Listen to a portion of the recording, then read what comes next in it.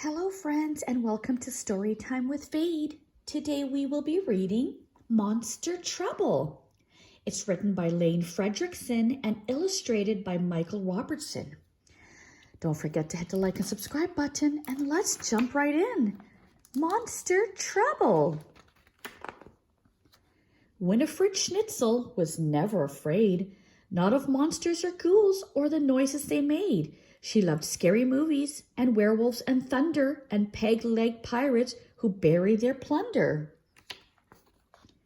Still, Winifred's bedtime was hardly spook-free. The neighborhood monsters would not let her be.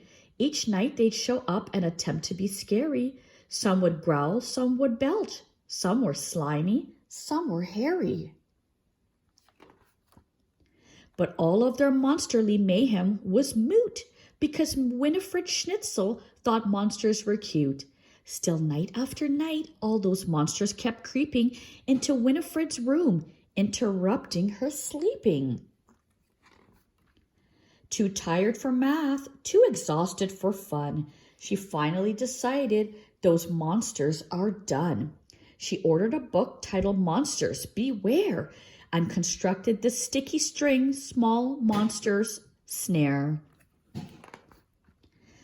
But that night, the big monsters all showed up first. The sticky string snare got so stretched that it burst. There were monsters on bedposts and stuck to the wall. They made slingshots from string.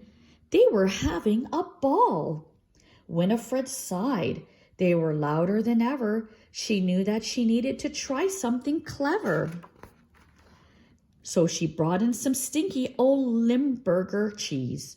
The label said, "Caution makes big monsters sneeze." The monsters just called up the Goblin Street Deli.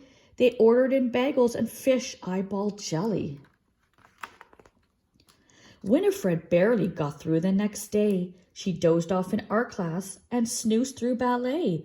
She decided, that's it. I've got to get tough. She was tired of monsters. Enough was enough.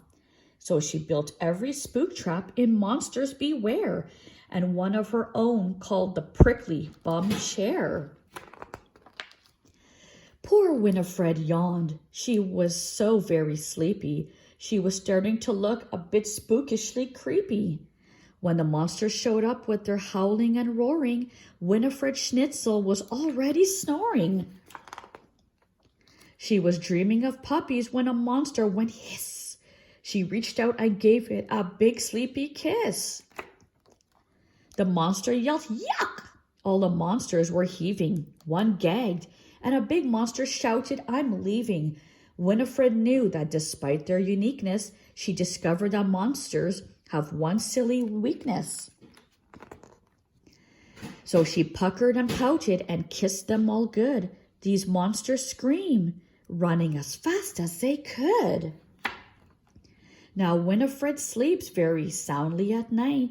In the daytime, she's happy and perky and bright. But sometimes she finds that a monster's crept in right around bedtime with a monsterly grin. She ignores all the growling and roaring and hissing, since the one thing that all monsters hate most is kissing. What a cute story, guys. I hope you enjoyed it. See you next time.